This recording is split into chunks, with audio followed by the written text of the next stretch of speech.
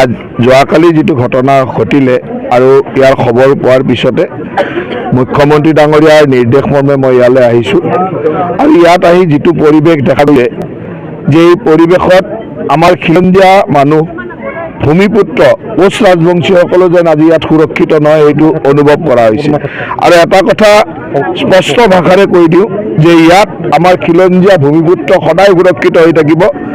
ইয়াত কোনোবাই যদি আঙুলি দাঙি কথা ক'ব খোজে তাৰ ওপৰত আইনগতভাৱে যিমান কঠোৰ ব্যৱস্থা ল'ব লাগে লোৱা হ'ব।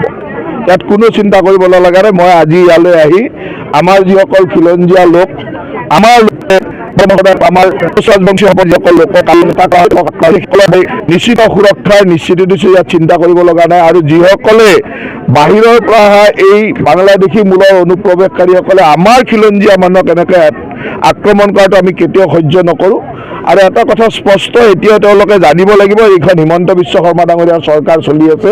যদি চিন্তা কৰিব নিশ্চিত সেই বুলি ইমান সাহস তেওঁলোকৰ নচলিব। ইয়াত আমাৰ ৰাজবংশী মানুহ, আমাৰ বড়ো মানুহ, আমাৰ খিলঞ্জীয়া মানুহৰ অস্তিত্ব থাকিব। আৰু ইয়াত যদি কোনোবাই আঙুলি টোৱাব খোজে আমি আইনগতভাৱে যিমান কঠোৰ ব্যৱস্থা ল'ব লাগে ল'ম।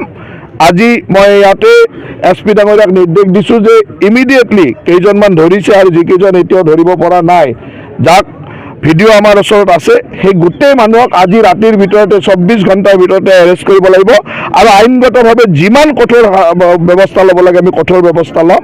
আৰু ইয়াৰ যিসকল খিলঞ্জীয়া মানুহ আছে তেওঁলোকে নিশ্চিত থাকক, আৰক্ষী প্ৰশাসনে সম্পূৰ্ণ সুৰক্ষা দিব। ইয়াত আৰক্ষী প্ৰশাসনৰ ডিউটি লাগে, যি ব্যৱস্থা লাগে সেই ব্যৱস্থা থাকিব। আৰু ইয়াত আমাৰ খিলঞ্জীয়া মানুহে য'ত যেনেকৈ খেতি কৰি আছে, যি কৰি আছে তাত কোনো অসুবিধা নহয়, সকলোৱে সুন্দৰভাৱে কৰিব আৰু ইয়াৰ সুৰক্ষা দিয়াৰ দায়িত্বটো আমাৰ।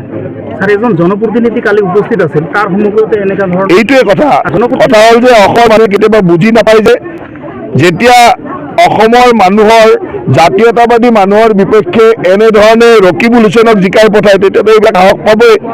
এইবিলাকৰ সাহসৰ মূল কাৰণ বেলেগ। এই যে ইমান বছৰ সাহস নাছিল, 3 দিন আগত জিকি গ'ল নহয়, এইকাৰণে সাহস পাই গ'ল।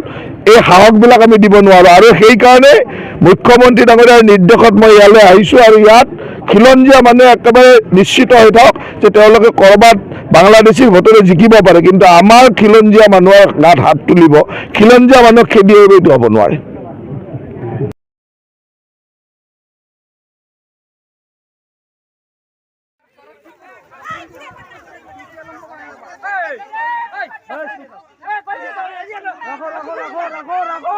ধৰে